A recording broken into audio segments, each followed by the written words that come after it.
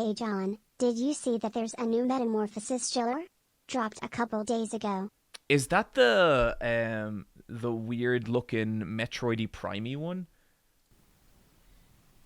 1,000,000 dongs! Oh boy! Oh damn. Oh beautiful fucking.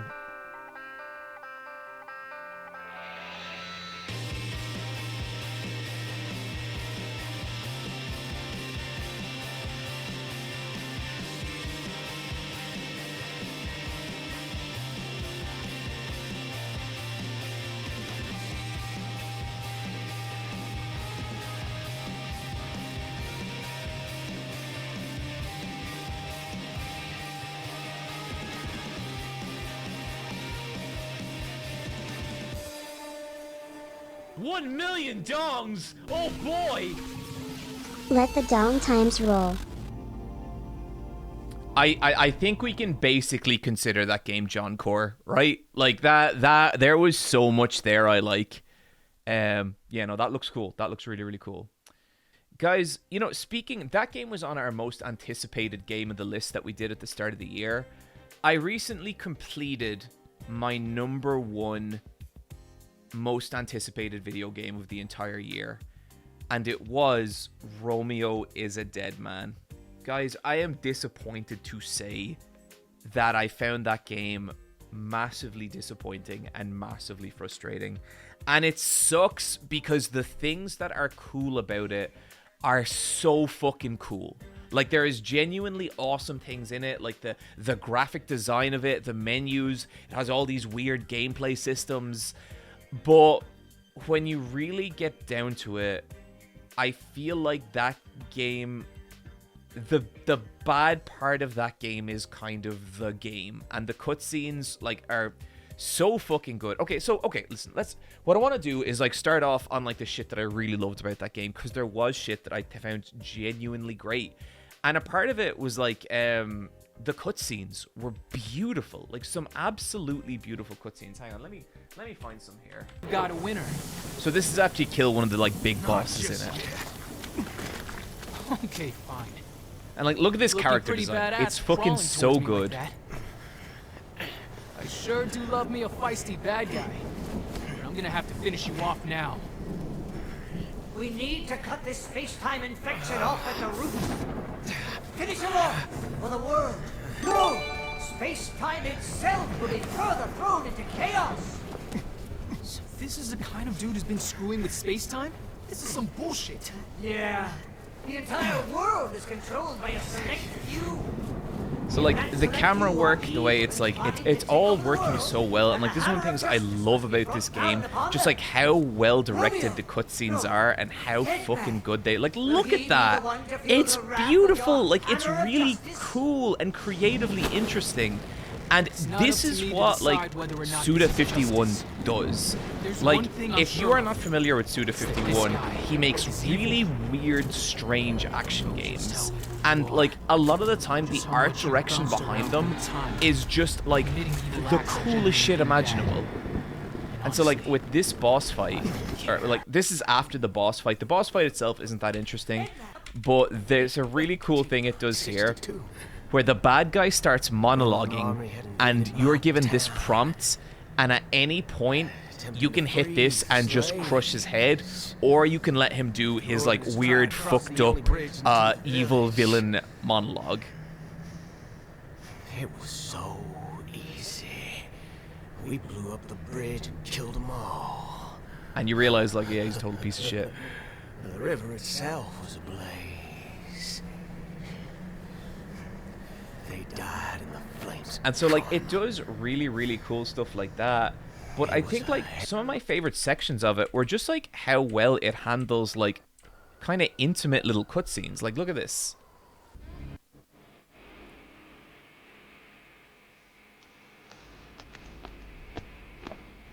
What can I get you, bro? So this is your little I'll order sister. when she gets here. Ah, okay. I hope she gets here soon. I can't wait to This meet her. isn't for your enjoyment. She's finally out of the hospital. Come on in.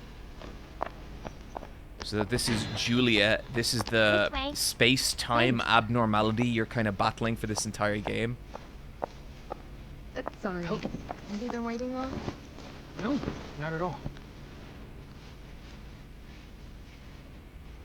How are you feeling? Low for me. Much better. I didn't get the chance to thank you. Thank me? You don't need to thank me. Thank you. Really. Probably thanks to you that I survived. How's your memory? Nothing. And like the staging in this Well, I cutscene and like the kinda know. cinematography, it's really beautiful. Like it's I know my really way really around well this done. town. So I think I may have been here before. Don't worry about the past. What's important is the present. Like look at this. In all sorts of ways. Just a little way you. she like rubs his finger. Like there's like a You're so genuine kind. intimacy to it, and it's like there's moments like kind this and it's isn't enough. fucking great. Sheriff Like be it's kind? so I'm a good. sheriff's deputy, and what I need to be is strong. This is the hand of a strong person. Damn, dude. It's like Have you decided yet? I recommend the cream soda without. So like it has moments like that where you're watching it and you're like, I'm so fucking in on whatever this is. Like I think this is a phenomenal, like weird, like art video game. But the problem is that when you actually like get to the levels, it's a lot of like just using a lightsaber to like cut through zombies. And the old Suda51 games were like that as well. Like if you've never played No More Heroes, there was basically a line between you and like the end boss of that level, and you would just cut your way through to the ends. But like the levels were never long enough that you would care. This game though, it's like the levels take like a fucking hour, like an hour to get through. And then when you do, the bosses themselves are always like, they're kind of obtuse and they feel sort of janky and weird. It's really, really frustrating to like push your way through, you know? And the whole way through the game, I was kind of enjoying it and I was kind of not enjoying it, but I wanted to love it because I love Suda. Like even the trailer for this game, let me pull it up real quick. Speaking of curry, apparently the current president is actually a humane. What does that mean? It's okay. Like this is the trailer. Romeo! Romeo! Stay with me! Grandpa, I'm gonna die. Romeo, listen up. You're gonna die in about 15 seconds. Seriously? Seriously, don't worry. I made this just in case. The dead gear life support system. Don't move, okay?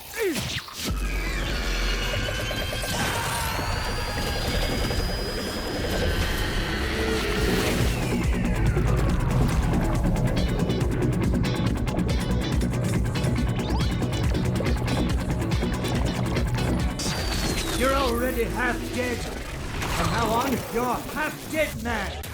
No, wait, that's pretty lame. Okay, so like you can see from that, like there is genuinely awesome creative shit happening with this game. There is like so much ideas and so many weird parts of it that are like bursting through.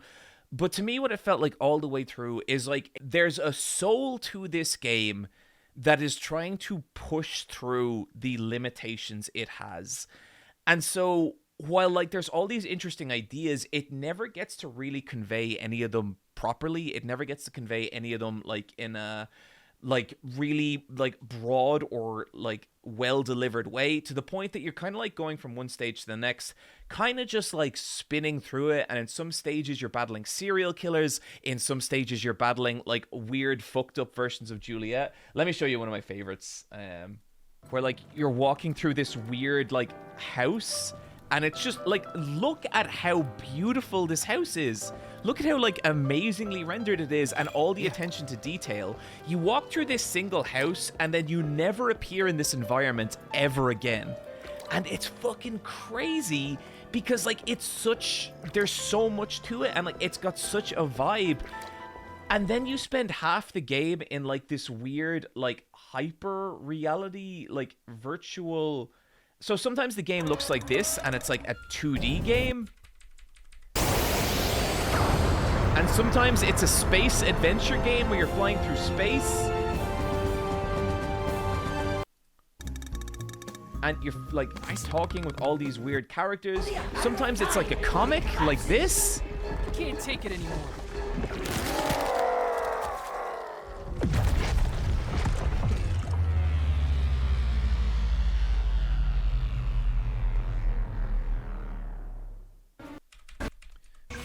So this is what the game looks like a lot of the time. It's you fighting a lot of zombies. It unfortunately looks a lot more exciting than it is.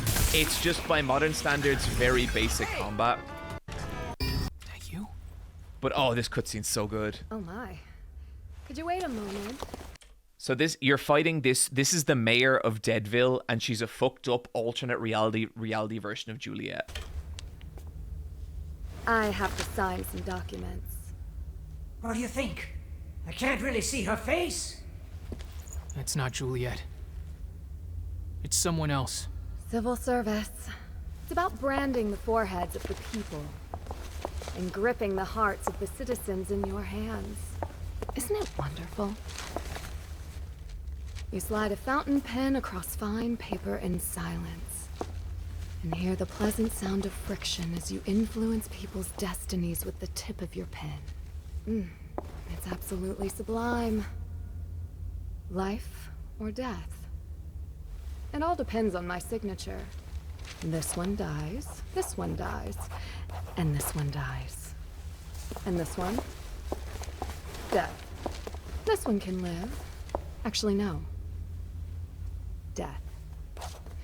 Next is death. That one dies too. Death over there. Death over here. Death, death, death, death, death, death, death. The singularity sensor's going crazy. It's coming! Sound! It's so obnoxious. This is the language of the Reaper. The sounds are emitted in a band of frequencies not discernible to humans. Those who reach this point This is your will dead be grandpa who eliminated. lives on the That's back of what your you say. jacket. He's pretty cool. Just He's who do you Doc think Brown. I am? Not being content He's kind of with like only Doc being called Brown a and a little genius bit of scientist. Rick from Rick and I also want Morty. to be known as a genius linguist. Ah. What did she say? You fucking insolent punk. For the people asking in chat, this is Romeo is a Dead Man. Says, come at me. This one's gonna be rough. Make no mistake, Romeo. It's definitely gonna be rough. Those muscles are insane. That is one yoked son of a bitch.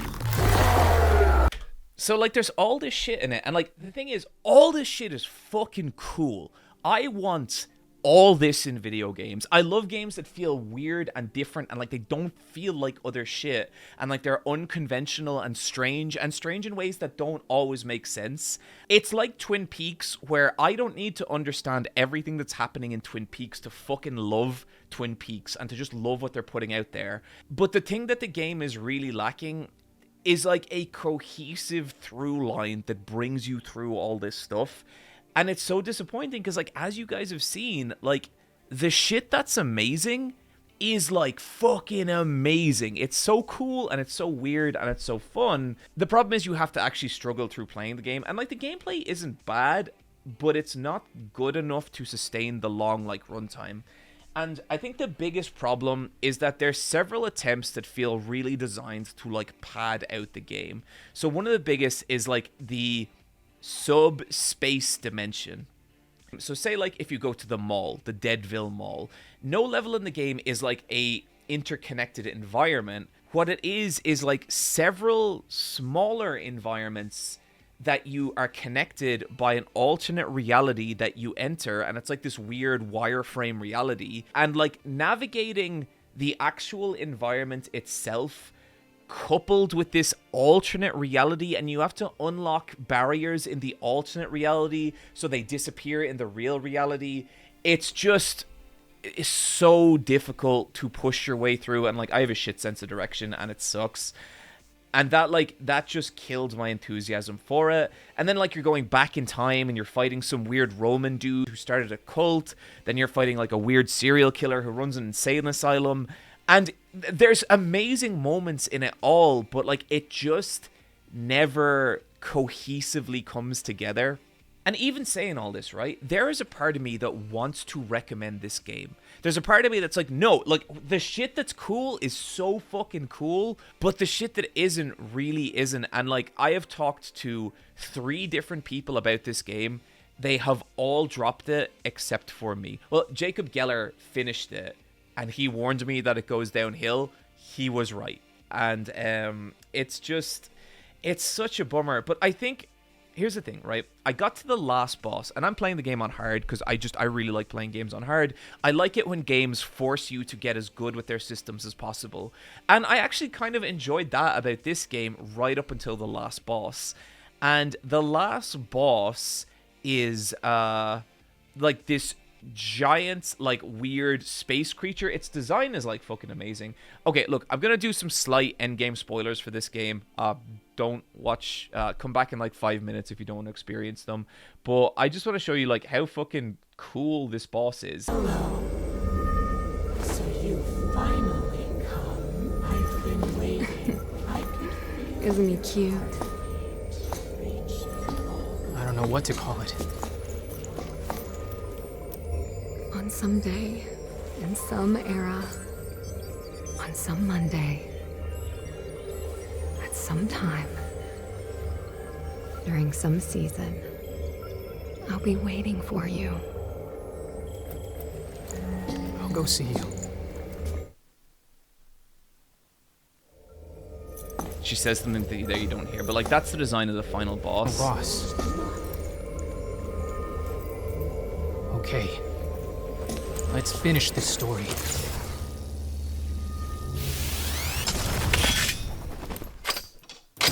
Time to kick ass!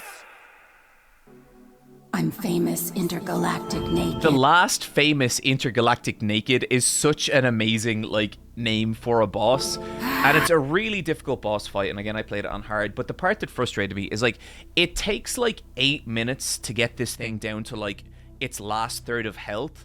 And that's when it starts, like, employing these, like, nuclear super attacks. And as far as I could tell, there was no way to avoid them. It's just like this giant AoE attack that just fills up the entire screen and you just take, like, massive, massive damage. And it's such a fucking pain, you know? Like, it's just...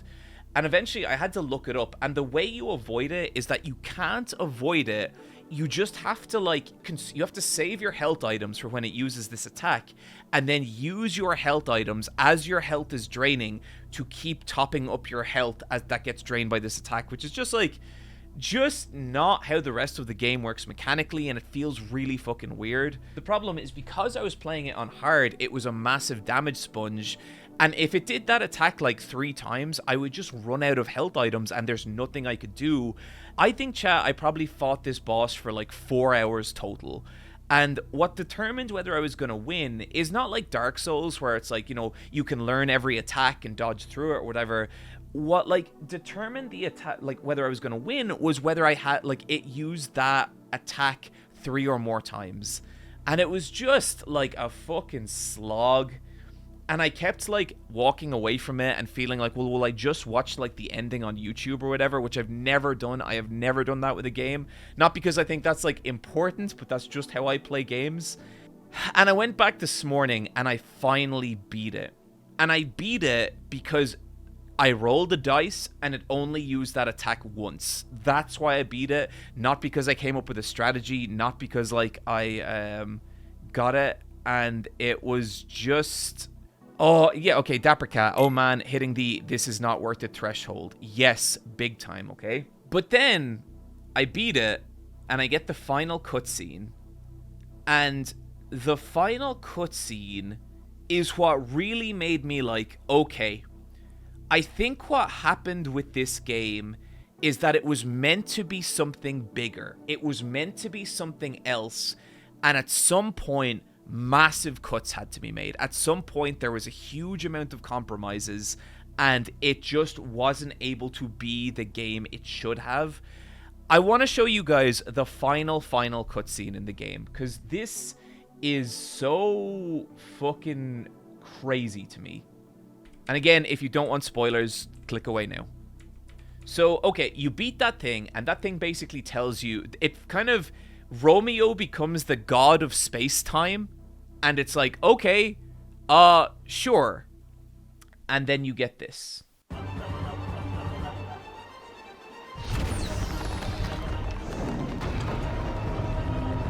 Iceblood camouflage off. Preparing to attack. Emergency power unit. Cut. There has never been a cutscene like this in this game so far. Power unit has been released. 1 million Transferring main power to EF. boy! EF receptor unit activated. Opening EF conduit. Conduit release confirmed. Commencing EF injection. 10%, 20%. Transferring to operation checklist. Movable cockpit module is clear. EF injection limit reached. Take it up to 120. Roger. Taking it to 120.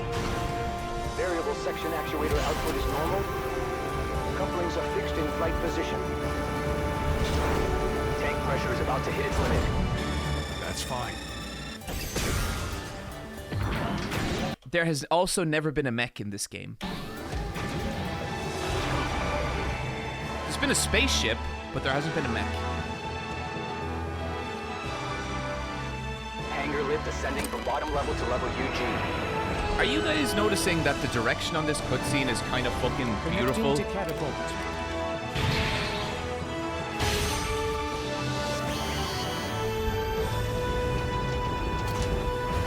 Blast deflector position is normal. Catapult is ready to go. Checking output. Main vernier values are normal. Thrusters are clear. Releasing final safety devices. Transferring launch timing authorization. Roger. Luna Stargazer, launching. This is Romeo's little sister. There has been no lead up to this. This is like a 10 or 20 year time skip. Horizon, take off. Cross the pillars of heaven! Go Horizon!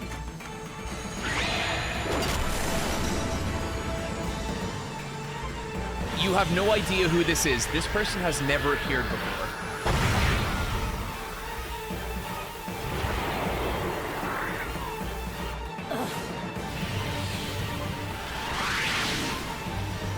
Hey. And again, if you're feeling lost with this, I promise you are experiencing exactly what I did. It's my rotten brother.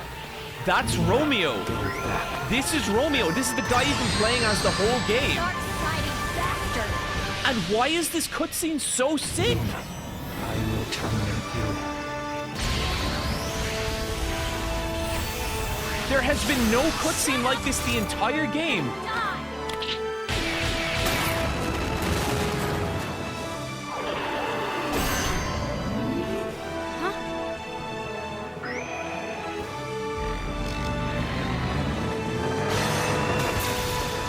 Goddamn idiot!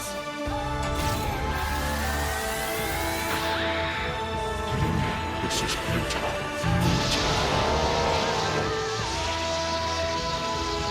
Rest in peace!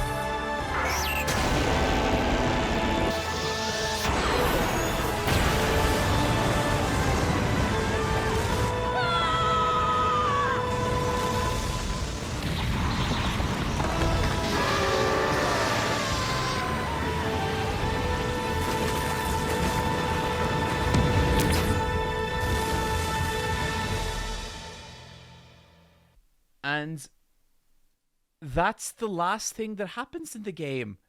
And it's like, okay, there's a few possible explanations like why it's like this.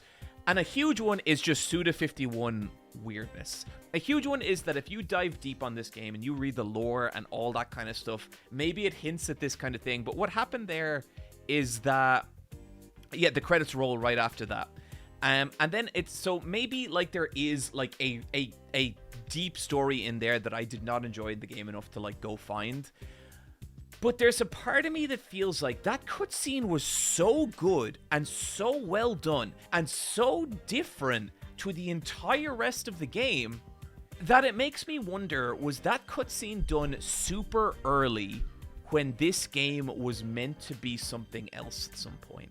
Is that cutscene a relic of like maybe a different game where you play as Romeo like all the way through, and then there's like it becomes a mecha game? Because that is something Suda would do, like definitely.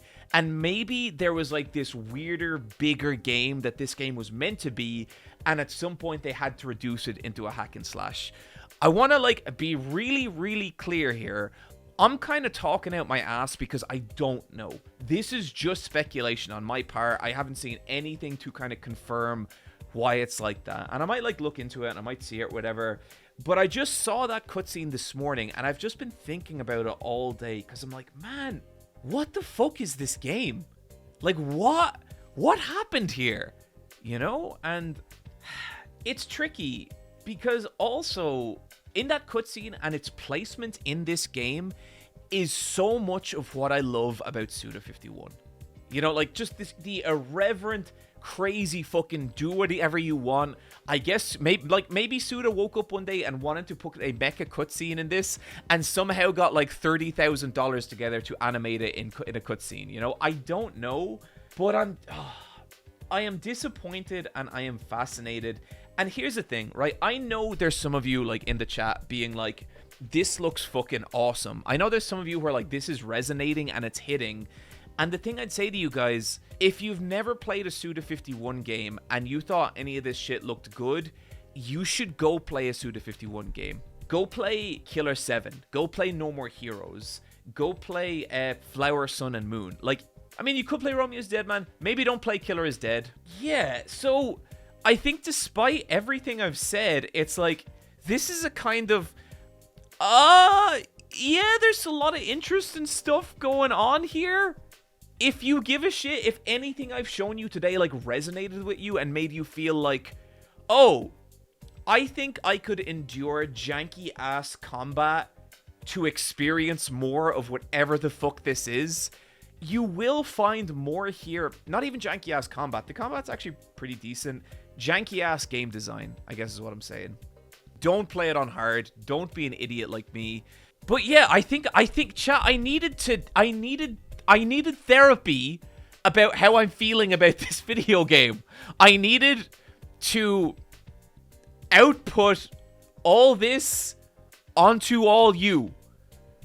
So yeah, that's it. To be fair, Suda51 has had flops before. Sometimes these things don't mesh. Yeah, and I would even say I like this game better than Killer is Dead. I don't really remember Killer is Dead. Markley Games, I've watched Let's Plays of No More Heroes, and I constantly felt like the whole game was a joke I wasn't getting. And I think that's the thing. I get the joke of No More Heroes. No More Heroes is like, so much of Eyepatch Wolves is No More Heroes. So much of Angel City is Santa Destroy. So much of like what inspired me creatively is shit from Suda51. And like, I don't enjoy playing Killer 7. I don't think that's a very good video game. It's still one of the greatest games of all time. Like, is Killer 7 fun? No. Is it one of the best games ever? Yes. You know, like, and it's just, I think the problem with Romeo's a Dead Man for me is like, the Suda to Jank ratio was just too high. But I think I just needed to come on stream and make this video for all of you, because I still kind of want people to check this out. I don't know. I think clearly I'm just deeply unwell. Thank you for letting me share all that.